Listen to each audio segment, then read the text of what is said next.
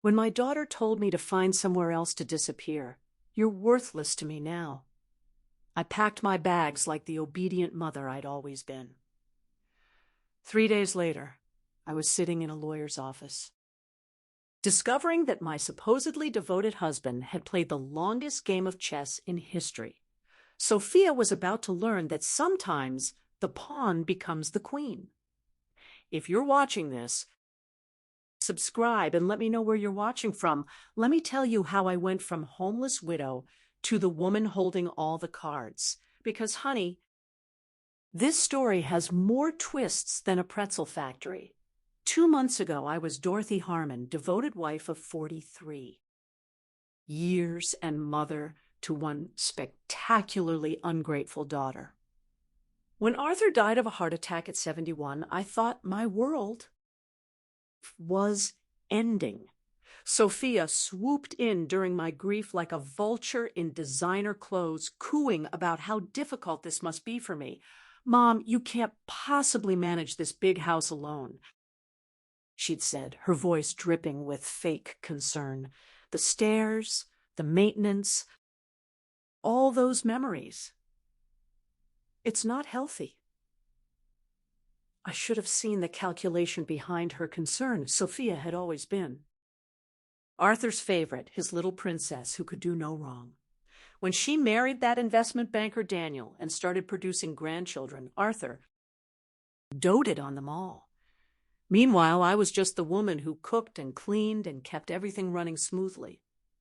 After the funeral, Sophia became increasingly insistent about my situation. She'd bring Daniel over for family dinners where they'd corner me with real estate pamphlets and retirement community brochures. "Mom, these places are wonderful. You'd have people your own age, activities, no responsibilities." What they meant was no inheritance to split, no inconvenient mother to deal with. The final blow came last Tuesday. I'd been living in what Sophia now called our house for 6 weeks since Arthur's death, still sleeping in the guest room because I couldn't bear to pack up our bedroom. Sophia arrived unannounced with Daniel and 2 large suitcases. "Mom, we've made a decision. Daniel got the promotion and we need to move into town immediately. This house is perfect for us." I stared at her, not quite comprehending. "Move in. But this is my home." Sophia's mask slipped for just a moment, revealing the cold calculation underneath. "Actually, Mom, according to Dad's will, I inherited everything. The house, the investments, all of it. I've been letting you stay here out of kindness. But it's time for you to find your own place." The words hit me like a physical blow. "Sophia, surely there's been some mistake." "No mistake.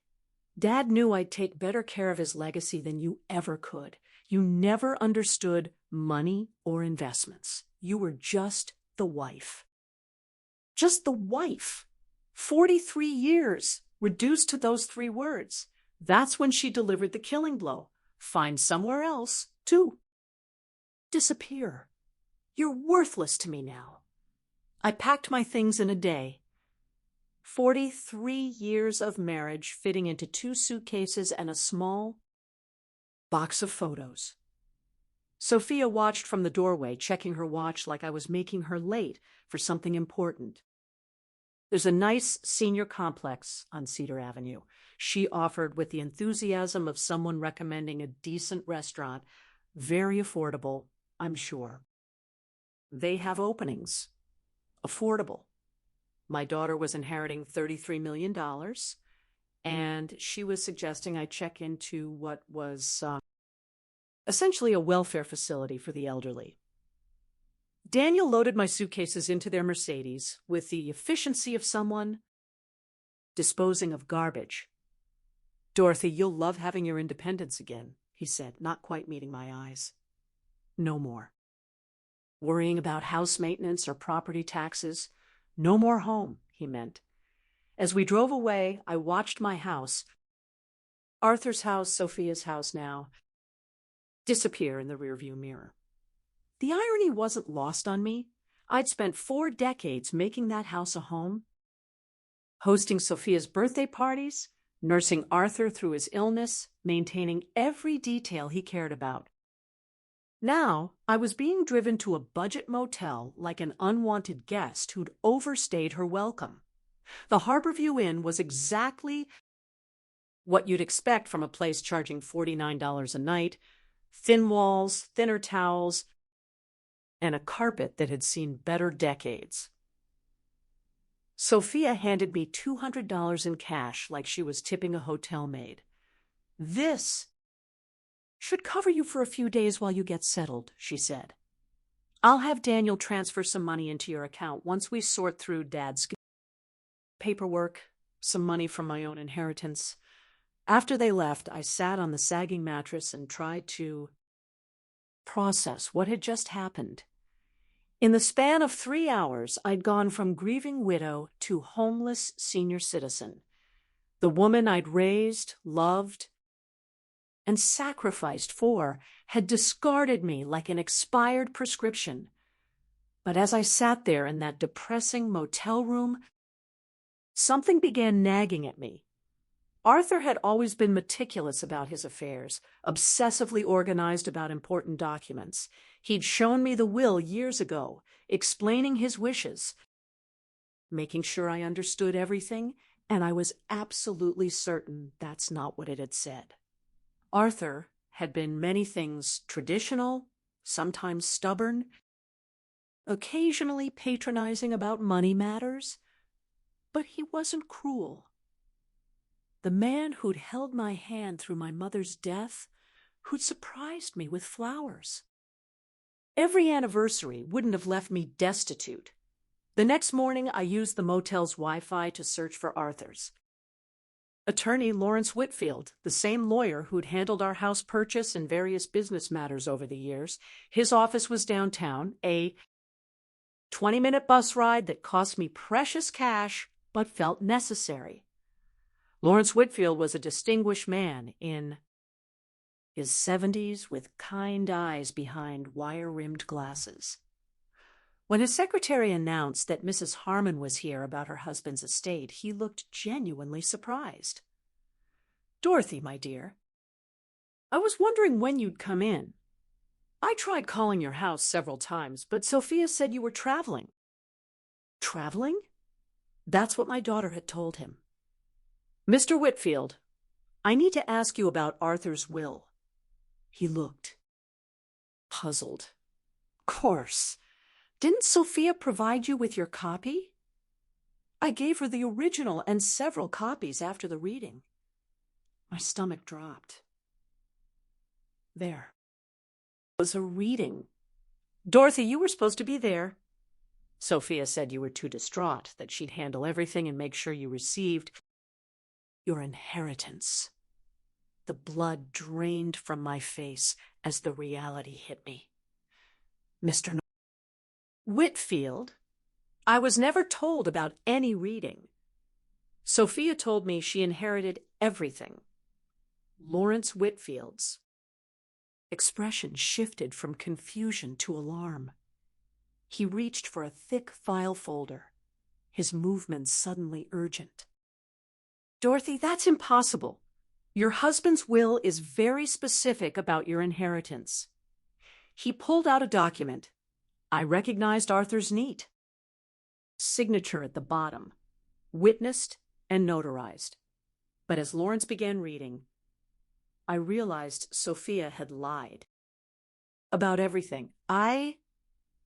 Arthur James Harmon, being of sound mind and body, do hereby bequeath to my beloved wife, Dorothy Ann Harmon, the following: our primary residence at 921 Elmridge Lane, including all furnishings and personal effects.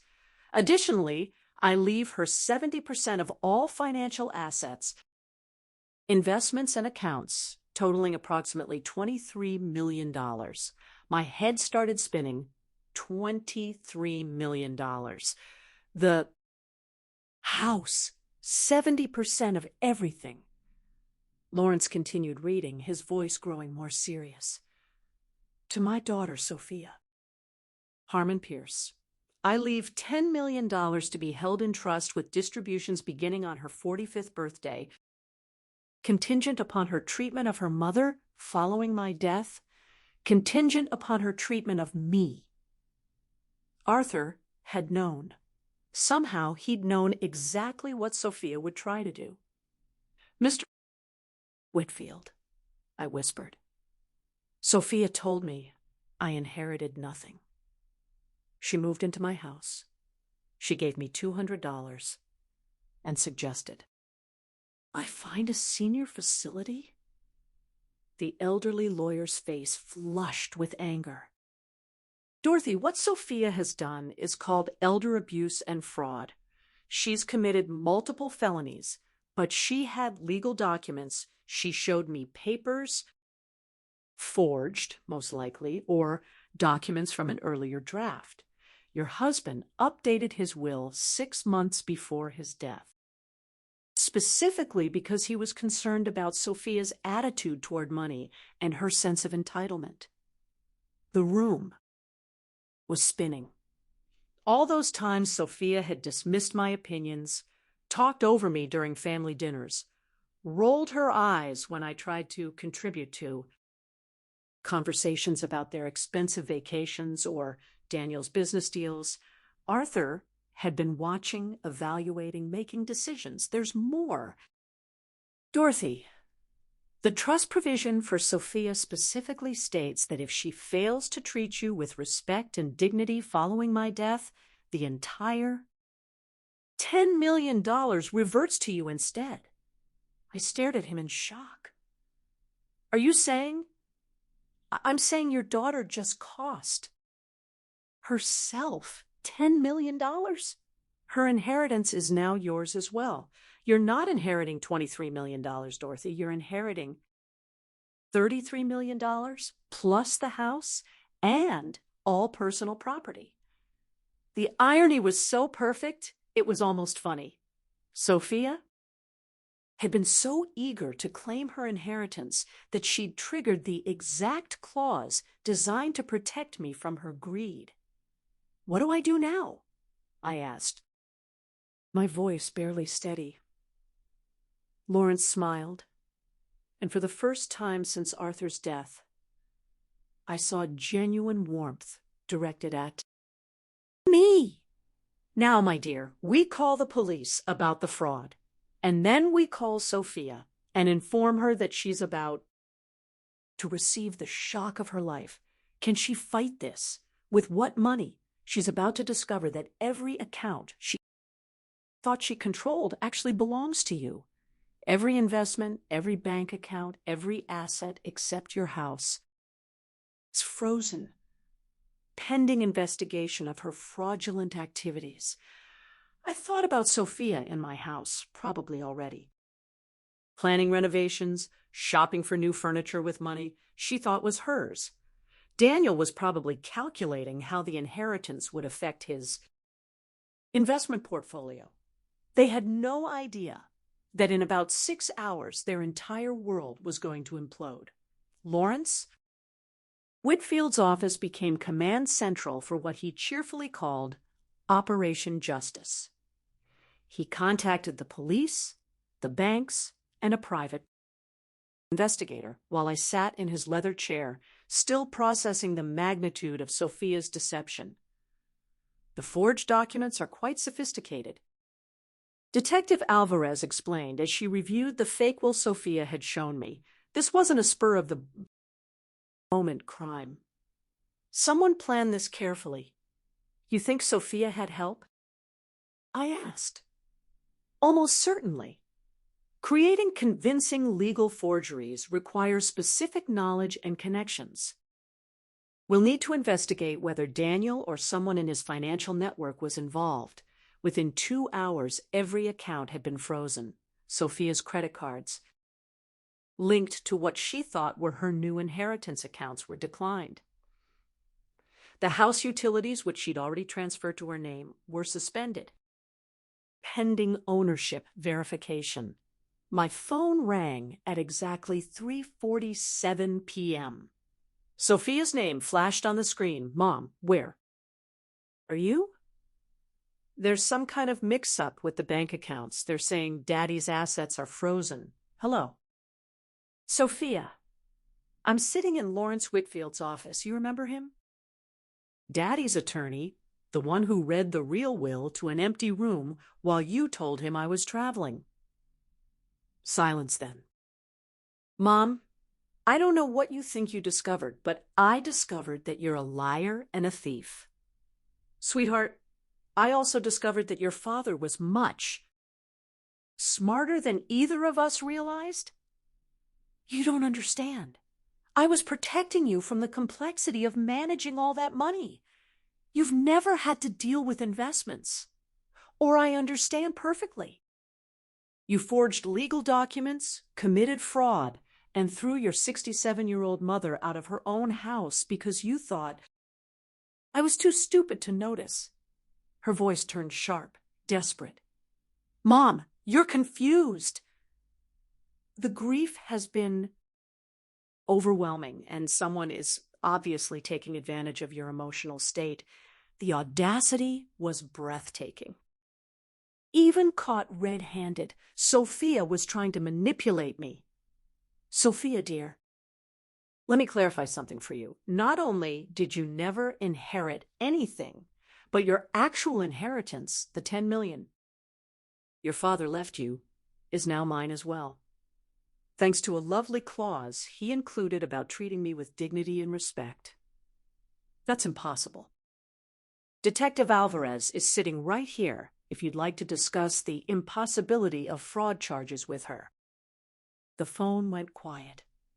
I could almost hear Sophia's mind racing, calculating, searching for an angle. Mom, please, can we meet somewhere and talk about this reasonably? I'm sure we can work something out.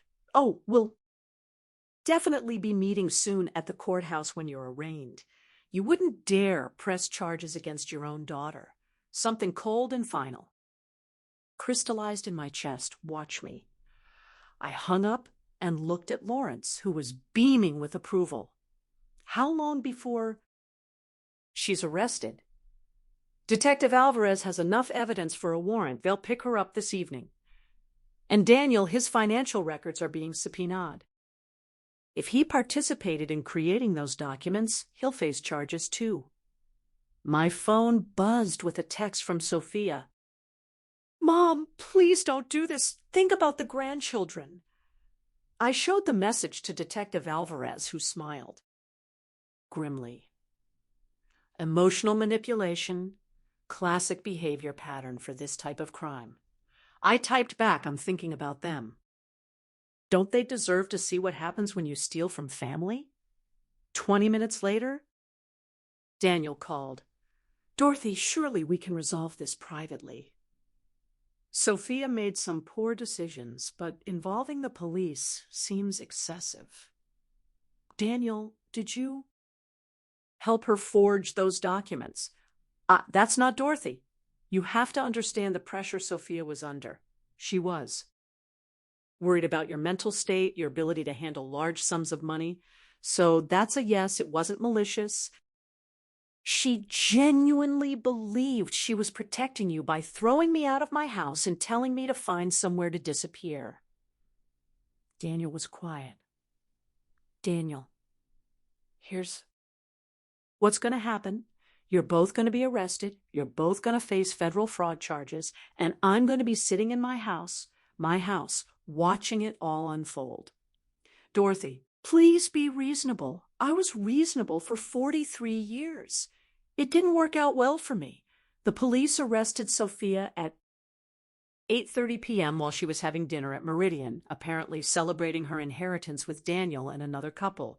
According to Detective Alvarez, she screamed about false arrest and demanded to call her lawyer, who turned out to be Daniel's golf buddy and had no experience with criminal law. Daniel was arrested at his office the next morning. The forensic accountant had traced the forged documents to a printing company Daniel's firm used for. creating fraudulent investment prospectuses. Apparently, my son-in-law had quite the criminal resume that Sophia either didn't know about or chose to ignore. I spent my first night back in my house in 43 years, sleeping in the master bedroom. Sophia had already moved her belongings into the space, replacing Arthur's careful organization with her chaos of designer clothes and expensive cosmetics. I packed everything into garbage bags and left them on the front porch. Let her collect them when she makes bail. The house felt different now, not because Arthur was gone, but because I was finally seeing it as mine. For decades, I'd maintained it as Arthur's sanctuary, designed around his preferences, his needs, his vision of how we should live. Now, looking around with clear eyes, I realized how little of me had ever been reflected in these rooms. That was about to change. Lawrence called around noon with updates. Sophia's bail is set at $50,000. Since all her accounts are frozen, she'll have to find someone else to cover it. What about Daniel? $200,000. Apparently, the judge wasn't impressed with his history of financial crimes. Who knew your son-in-law had been under investigation for securities fraud? I certainly hadn't known, but then again, I'd been excluded from most family financial discussions. Sophia and Daniel had always spoken to me like I was a child when money came up, simplifying concepts they assumed I couldn't understand. They were about to learn how much I'd actually understood.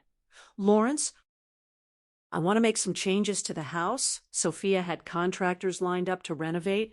I'd like to proceed with some of those plans, but with my own vision. Excellent idea.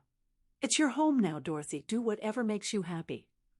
What made me happy, I realized, was the idea of undoing every assumption Sophia had made about my inheritance. She planned to gut the kitchen, replace the hardwood floors, and convert Arthur's study into a wine cellar. I was going to turn the study into an art studio, and the wine cellar plans into a library. My phone rang, unknown number. Mrs. Harmon, this is Rachel Simmons from Channel 8 News. We understand you're the victim of a significant elder fraud case involving your daughter. Would you be willing to share your story? Word was getting out. In a city this size, the arrest of a prominent investment banker and his wife for defrauding his elderly mother-in-law was news. Miss Simmons, I appreciate your interest, but I'm not ready to make public statements. I understand this must be difficult, but your story could help other seniors recognize warning signs of family financial abuse. She had a point. How many other women my age were being manipulated by adult children who saw them as inconvenient obstacles to inheritance? If I decided to tell my story, would I have control over how it's presented? Absolutely.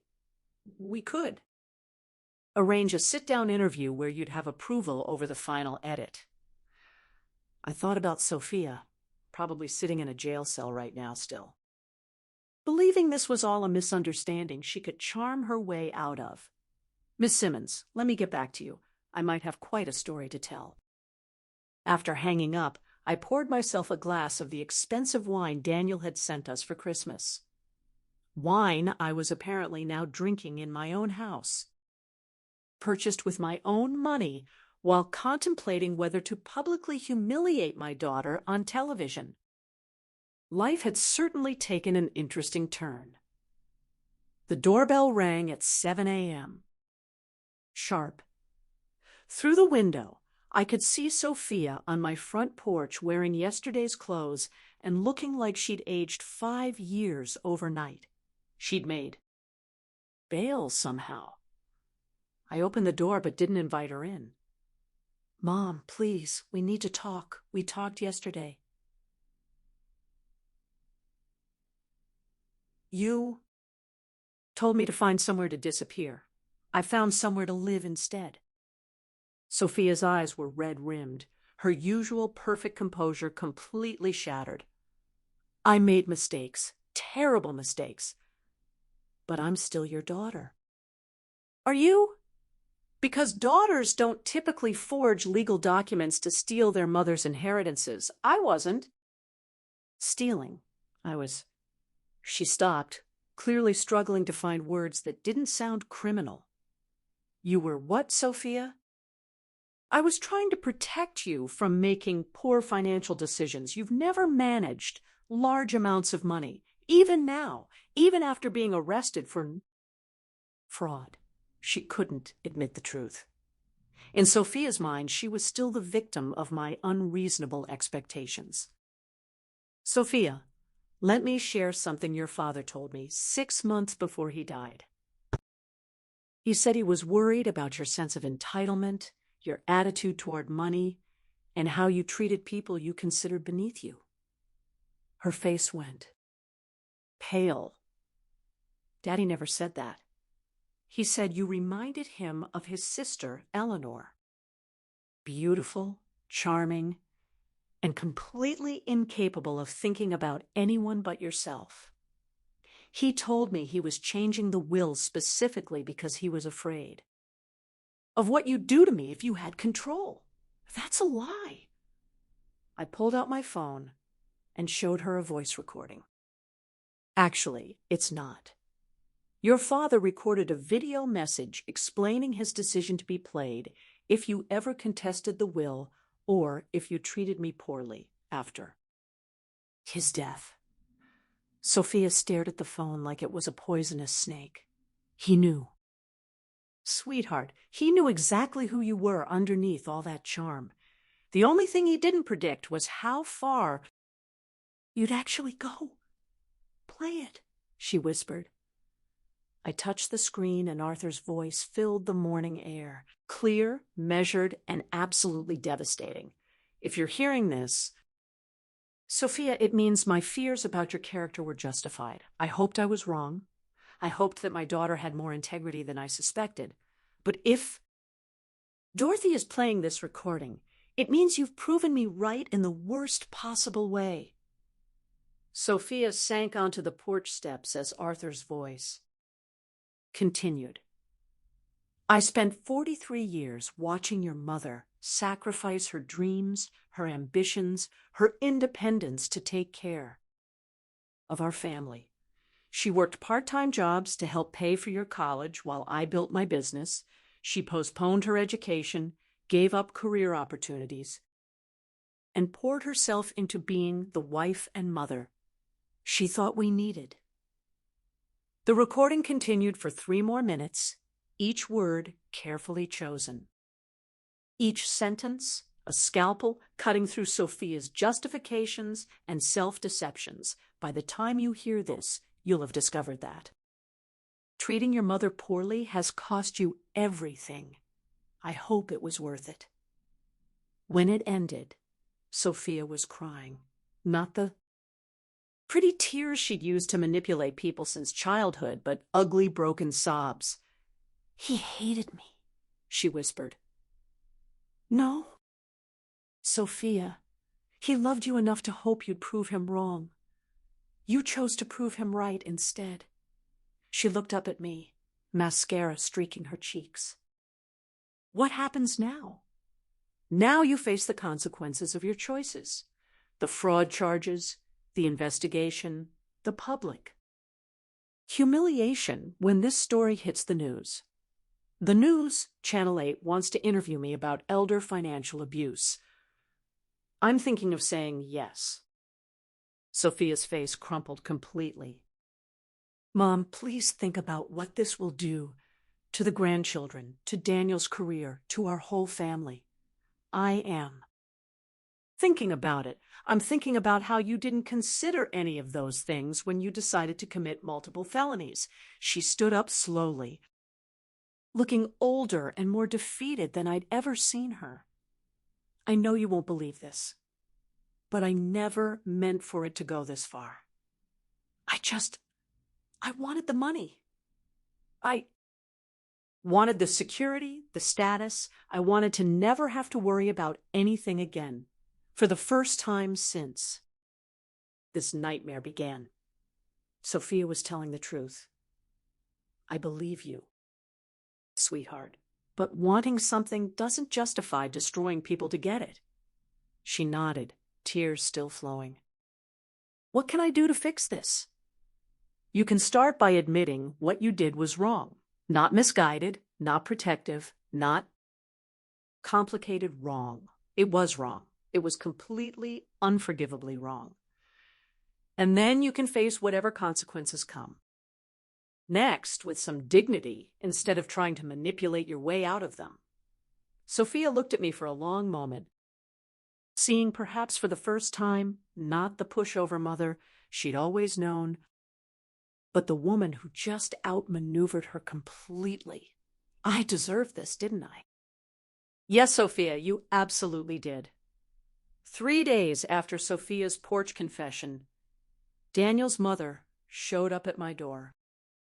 Patricia Pierce was everything I'd expected, perfectly coiffed, dripping with jewelry, and radiating the kind of entitlement that only comes from 3 generations of inherited wealth. Dorothy, we need to discuss this situation rationally. I invited her in, curious to see what version of reality the Pierce family had constructed to explain their son's felony charges. Patricia settled herself in my living room like she was granting me an audience. Daniel made some poor choices, obviously, but prosecuting him seems rather vindictive, don't you think? Vindictive? Your son helped steal my inheritance and threw me out of my own house. Daniel was following Sophia's lead. He didn't understand the full situation. The woman was actually trying to blame my daughter for her son's criminal behavior.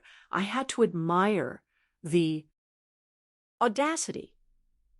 Mrs. Pierce, Daniel created forged legal documents. That's not following someone's lead. That's conspiracy to commit fraud. Daniel's lawyer believes we can reach a settlement that benefits everyone. You get your house back, Sophia faces appropriate consequences, and Daniel avoids the publicity of a trial. Appropriate consequences. As if Sophia's crimes were a minor etiquette violation. What kind of settlement? Patricia smiled, clearly believing she'd found an opening. Daniel's family is prepared to compensate you for your inconvenience. Let's say $2 million in exchange for dropping the charges against Daniel. $2 million to forgive the man who'd helped steal $33 million from me. Mrs. Pierce, your son participated in a scheme that cost me everything I owned. You think $2 million covers that? Dorothy, be realistic. Daniel has a career, children, a reputation to maintain. Sending him to prison serves no one. It serves justice. Patricia's polished facade cracked slightly. Justice? You're destroying multiple families over money you'd never have known how to manage anyway. There it was. The same condescending attitude that had poisoned my relationship with Sophia. In their world, I was just the help who'd gotten uppity. Mrs. Pierce, I think we're done here. Dorothy, please reconsider. $5 million, final offer. $5 million to let Daniel walk free. The amount was staggering, but the principle was non-negotiable. My answer is no. Patricia stood, her composure completely restored. Very well. But you should know that Daniel's legal team has found some interesting information about your husband's business practices. It would be unfortunate if that became public during the trial. The threat was clear, but I felt no fear, only curiosity. What kind of information? The kind that might make you reconsider who the real criminal in this situation was After she left, I called Lawrence immediately. Dorothy, whatever they think they found, it doesn't change the facts of Sophia and Daniel's crimes, but could it affect the case? Potentially, if they can muddy the waters enough, create doubt about Arthur's character or business practices, it might influence a jury. I thought about Arthur, about our marriage, about all the secrets that might be buried in 43 years of shared life. Lawrence, I want to know everything about Arthur's business. Every deal, every partnership, every potential irregularity. Dorothy, are you sure? Sometimes the past is better. Left alone, the Pierce family is threatening to drag Arthur's memory through the mud to protect their criminal son. I'd rather know the truth. First, that evening, I sat in Arthur's study, my study now, and began going through his files systematically. Arthur had been meticulously organized, every document dated and categorized. But as I dug deeper into his business records, I began finding things that didn't quite make sense. Payments to shell companies, consulting fees that seemed excessive, partnerships with firms that appeared to exist only on paper. By midnight, I discovered something that changed everything I thought I knew about my husband. The private investigator Lawrence recommended was a sharp-eyed woman named Diana Park, who specialized in financial crimes. She spent 6 hours in Arthur's study, photographing documents and building what she called the real picture of my husband's business empire. Mrs. Harmon, your husband was running a sophisticated money laundering operation through his consulting firm. We're talking about millions of dollars in illegal transactions over the past decade. The revelation hit me like a physical blow. That's impossible. Arthur was the most honest man I knew. I'm sorry, but the evidence is overwhelming. He was washing money for organized crime families using his legitimate business as a front. I stared at the documents spread across Arthur's desk, invoices for services never rendered, consulting contracts with companies that didn't exist, payment schedules that corresponded with known criminal activities. How long has this been going on? Based on these records, at least 12 years, probably. Longer. 12 years. While I was planning dinner parties and attending charity galas, my husband was facilitating criminal enterprises. Mrs. Harmon, there's more.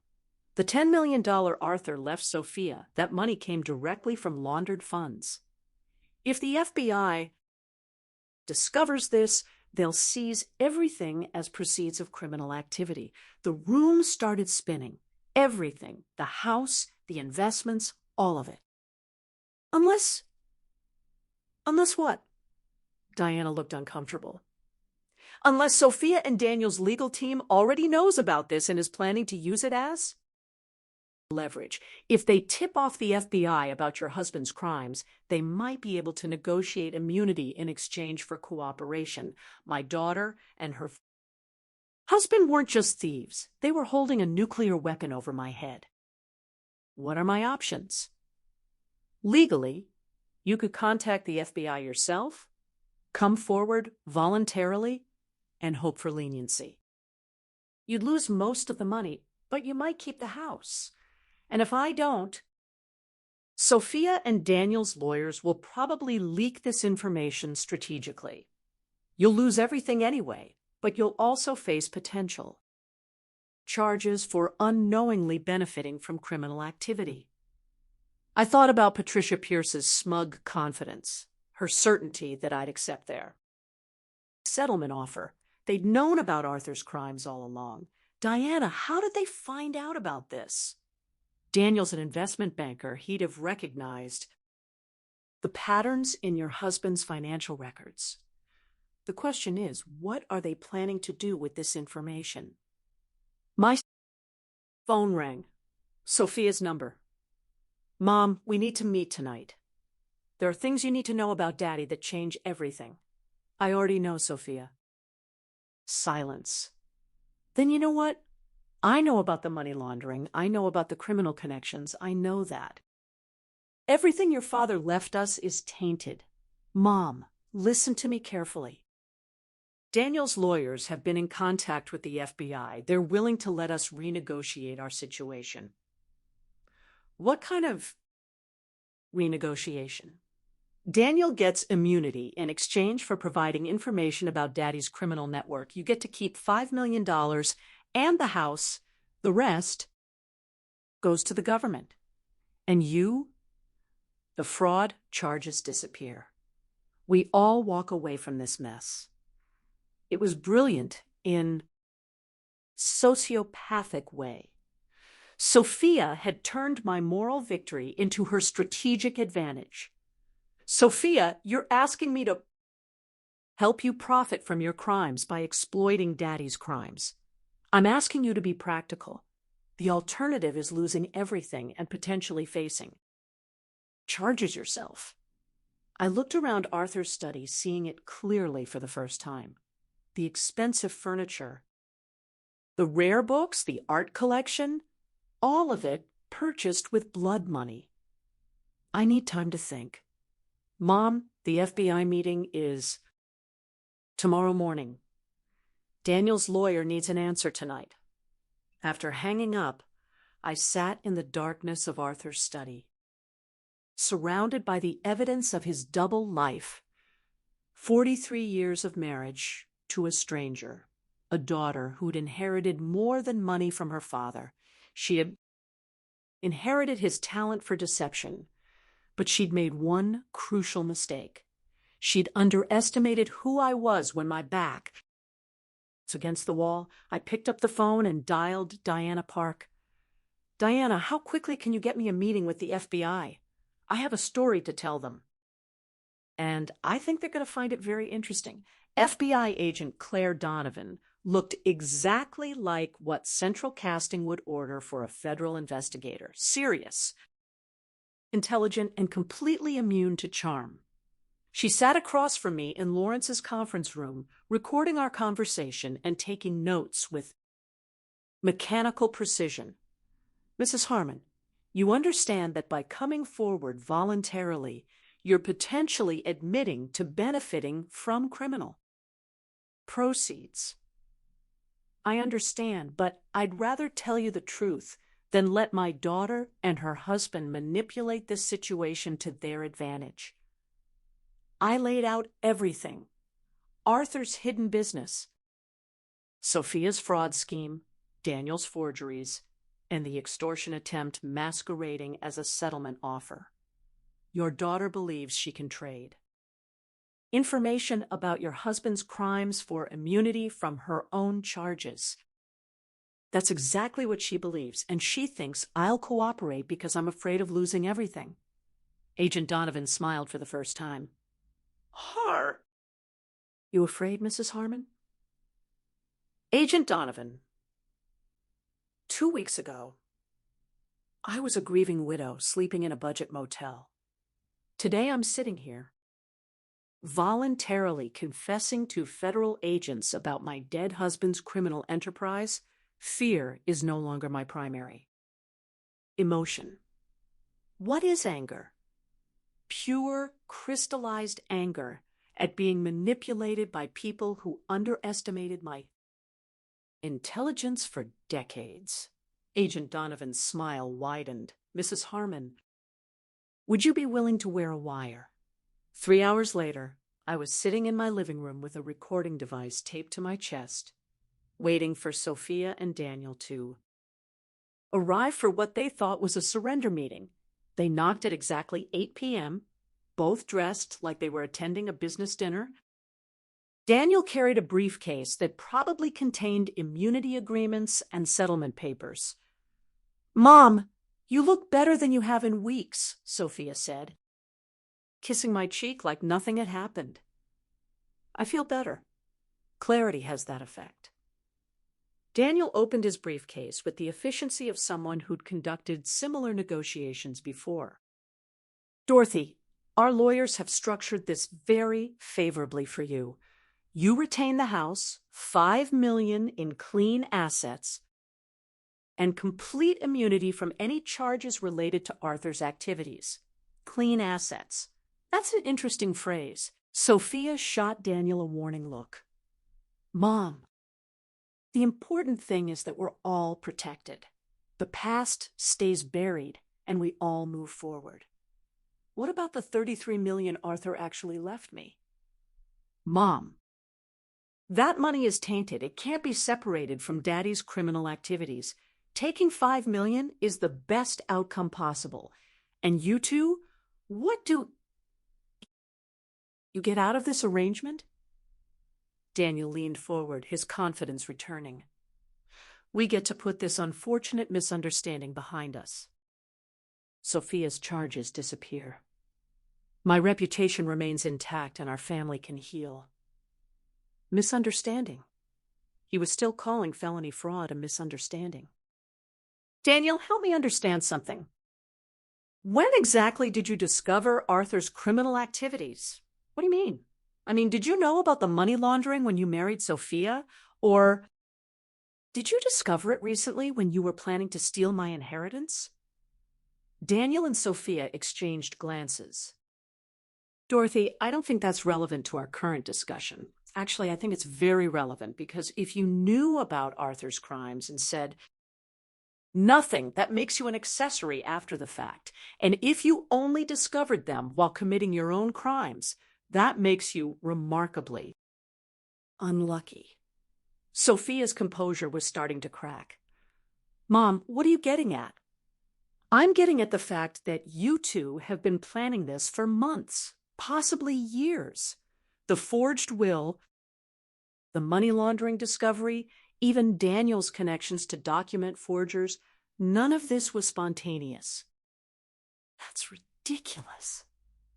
Is it? Agent Donovan finds it quite plausible. The color drained from both their faces. Agent Donovan, Daniel whispered. FBI. She's been very interested in my story about systematic elder abuse, fraud, and extortion.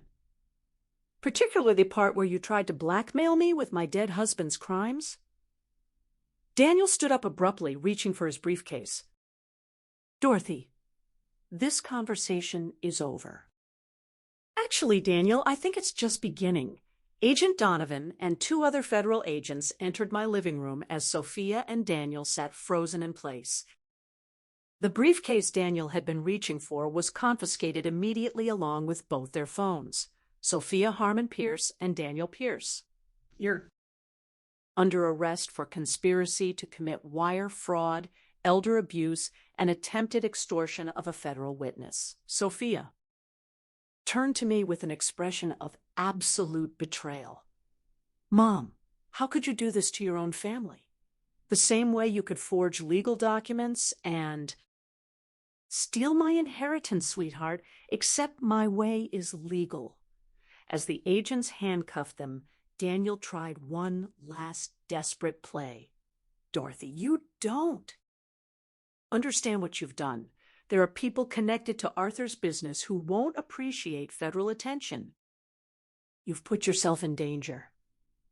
Agent Donovan paused in reading them their rights. Mr. Pierce, are you threatening a federal witness? I'm warning her about the reality of her situation.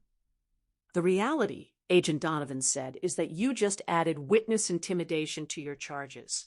After they were removed, Agent Donovan sat back down across from me. Mrs. Harmon, Daniel's warning might not be entirely empty. Your husband was connected to some dangerous people. How dangerous? The Caruso crime family, primarily. They've been using legitimate businesses to launder money for decades. Your husband's consulting firm was one of their most successful operations. The name meant nothing to me, but the agent's expression told me everything I needed to know. Are you saying I'm in actual physical danger? Potentially. But there's something else you should know about your husband's operation, something that changes everything. Agent Donovan pulled out a thick file folder, the kind that suggested months of investigation. Mrs. Harmon, your husband wasn't just laundering money for the Caruso family. He was an FBI informant. For 12 years, he was providing information about their operations while appearing to facilitate their money laundering. The world tilted sideways. Arthur was working for the FBI, deep cover, long-term investigation. The operation was so sensitive that even local FBI offices weren't informed. Your husband was helping us build cases against multiple crime families, but the money was real. The FBI allowed him to keep a percentage of the laundered funds as payment for his cooperation and to maintain his cover. Everything he left you was earned through legitimate federal cooperation. I stared at her, trying to process this revelation. So, the $33 million is legally yours. Your husband died before the investigation concluded, but his cooperation over 12 years directly led to 47 arrests and the seizure of over $200 million in criminal assets. Why didn't anyone tell me? Because the investigation was ongoing and because we weren't certain about your involvement or knowledge. Your daughter and son-in-law's fraud scheme actually helped us confirm your innocence.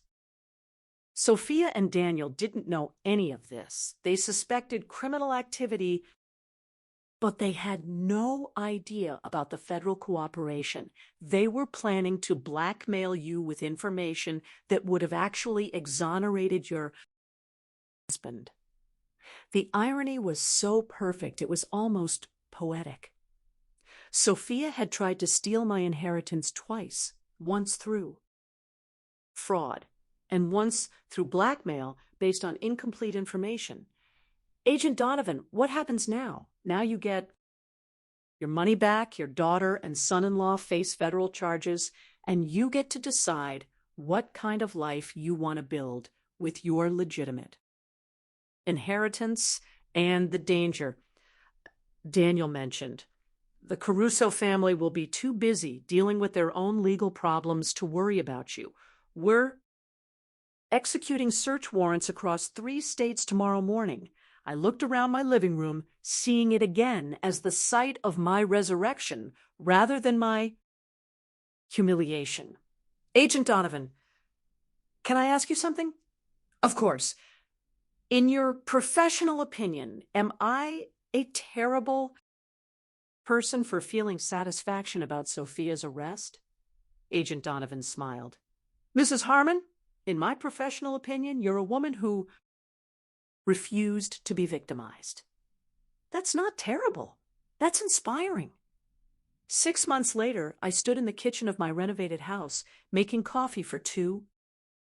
The morning sun streamed through new windows that actually opened properly, illuminating countertops I'd chosen myself for the first time in 43 years. Good morning, Dorothy. Dr. Grace Park, Diana's sister, and my new financial advisor appeared in the doorway carrying a thick folder of investment reports. Good morning, Grace. Ready for our quarterly review? The past 6 months had been a whirlwind of legal proceedings, media interviews, and personal transformation. Sophia and Daniel were each serving 18-month federal sentences. The news coverage of their crimes had made me something of a celebrity in senior advocacy circles. Your portfolio is performing excellently, Grace said, settling at my new breakfast table. The charitable foundation is fully operational, and the scholarship fund has already selected its first recipients. The Dorothy Harmon Foundation for Elder Protection had become my primary focus, using $15 million of my inheritance. We were funding legal aid for seniors facing family financial abuse and supporting legislative changes to strengthen elder protection laws. Any word on the documentary? Netflix confirmed the production deal. They want to start filming next month. My story had captured media attention far beyond the initial news coverage. The Mother's Revenge, an American crime story, was being developed as a limited series, with the proceeds going to elder advocacy organizations. And Sophia, Grace's expression grew careful. She's written again. Her lawyer says she wants to apologize and ask for forgiveness. Sophia had written me 17 letters from federal prison. I'd read the first few, which ranged from self-justifying to desperate, before deciding to stop opening them. Some relationships once broken can't be repaired with words. Grace, has my stance on that changed? Not according to our previous conversations, but people do evolve. Dorothy, even people who've made terrible choices. I thought about the woman I'd been 6 months ago. Grieving, independent, willing to accept whatever scraps of dignity my family offered me. That woman might have felt obligated to forgive Sophia, to rebuild a relationship based on guilt and tradition. But that woman was gone. Grace, schedule a meeting with Sophia's lawyer, not to reconcile, but to make something clear. What kind of thing? I want Sophia to understand that her actions had consequences beyond legal punishment. I want her to know that she destroyed our relationship permanently and that her children will grow up knowing why their mother went to prison. That seems harsh. Good. It's supposed to be harsh. Sophia made adult choices that hurt people she was supposed to love. She doesn't get to escape the emotional consequences just because she's written some prison letters. Grace made notes in her leather portfolio, and the grandchildren, Sophia has requested supervised visits with them. My relationship with Sophia's children will be based on their choices when they're adults, not their mother's rehabilitation efforts. The doorbell rang. Through the window, I could see a delivery truck with a large package. Must be the new furniture for the studio, I told Grace. The art studio had been my favorite renovation project. Arthur's former den was now a bright, airy space where I was rediscovering my love of painting, something I'd abandoned when I got married and assumed the role of supporting wife and mother. Dorothy, can I ask you something personal? Of course. Do you ever regret how this all played out? The prison sentences, the media attention, the permanent family estrangement. I considered the question while signing for my delivery. 6 months ago, I'd been invisible, a widow with no money, no home, and no prospects. Today, I was a millionaire philanthropist with a foundation, a documentary deal, and a purpose that extended far beyond my own survival. Grace, my daughter, tried to steal everything I owned and leave me. Homeless, my son-in-law created forged documents and threatened me with blackmail. They showed me exactly who they were when they thought I was. Powerless to stop them, but they're still family. No, they're still DNA. Family are the people who protect you when you're vulnerable, not the people who exploit your vulnerability for profit. Grace closed her portfolio, satisfied with my response. Besides, I added, look what I became when I stopped allowing them to define my worth. After Grace left, I walked through my house. Really? My house now? Decorated according to my taste? Organized around my priorities? In the art studio, I uncovered my latest painting, a self-portrait of a woman standing in bright sunlight, her face turned toward the future. The woman in the painting looked nothing like the grieving widow who'd packed her life into 2 suitcases 6 months ago. This woman looked powerful, independent, unafraid. She looked like someone who'd learned that the best revenge isn't getting even. It's becoming everything your enemies never thought you could be. Outside, the sun was setting behind trees. I'd planted myself in soil that belonged to me, on property I'd defended through intelligence and courage rather than inherited through marriage or birth. Tomorrow, I'd continue building the life I'd chosen rather than the life others had planned for me. And if Sophia wanted to rebuild a relationship with this woman, she better bring a lot more than prison letters and hollow apologies. She better bring a complete transformation, one that matched my own.